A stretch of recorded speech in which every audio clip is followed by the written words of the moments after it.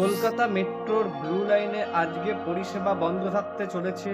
কখন বিস্তারিত জানবো, তার ভিডিওটা লাইক করে দিন। আর চ্যানেলে নতুন হয়ে থাকলে অবশ্যই সাবস্ক্রাইব করে পাশে বেল আইকন অন করে দিন।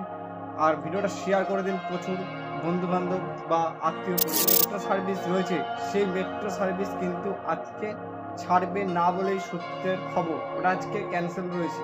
10:40-এ যে শেষ মেট্রো ছাড়ে দমদম থেকে বা শহীদ ক্ষুদিরাম থেকে, সেখান দিয়ে কিন্তু শেষ মেট্রো আসবে না বলেই সূত্রের খবর, ওটি ক্যান্সেল। তার মধ্যেই আজকে রয়েছে তিনটি মেট্রো উদ্বোধনের সময়সূচি। কারণ তিনটে মেট্রো উদ্বোধন হচ্ছে। একটা হচ্ছে এসপ্ল্যানেড থেকে শিয়ালদা, যেটা বউবাজারের ওখানে ভেঙে চুরে গেছিলো, আপনারা জানেন। এখন তো ওখানে টানেল তৈরি হয়ে গেছে, আমাদেরই চ্যানেলে দেখেছেন।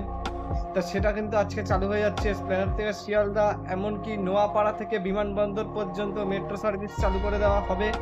আজকেই উদ্বোধন হবে। 25 তারিখ থেকে মেট্রো চলাচল শুরু হয়ে যাবে। এছাড়াও বেলেঘাটা থেকেও কিন্তু মেট্রো পরিষেবা চালু হয়ে যাবে। যেটা রুবি পর্যন্ত চলতো, নিউ গড়িয়া থেকে রুবি, সেটাই কিন্তু বেলেঘাটা পর্যন্ত এক্সটেন্ড করা হয়েছে বলে সূত্রের খবর। আজকেই উদ্বোধন রয়েছে, আমাদের চ্যানেলে দেখতে পারবেন।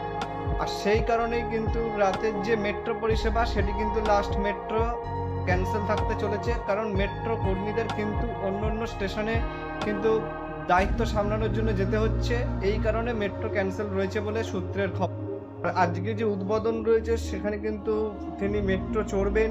যশোর রোড মেট্রো স্টেশন থেকে উনি মেট্রো করে কিন্তু বিমানবন্দরের উদ্দেশ্যে যাবেন, এবং সেই বিমানবন্দরে আবার সেই মেট্রো করেই কিন্তু যশোর রোড স্টেশনে আসবে।